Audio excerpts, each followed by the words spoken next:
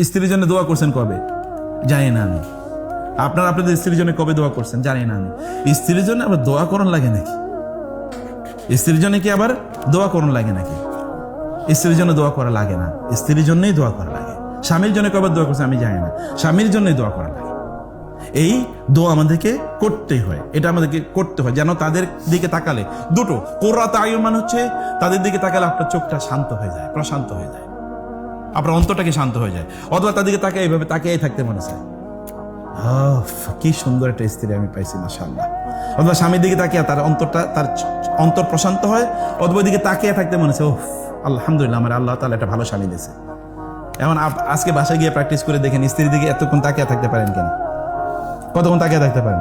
তাকিয়ে থাকলে আবার উনি ভয় পেয়ে যায়, রে ভূত কই থেকে আইলো, এরকম ভয় পায় কিনা, কারণ এতদিন তো তাকার নেই, কি ব্যাপার আমারে খায়া ফেলাইবা নাকি, এরকম যেন না।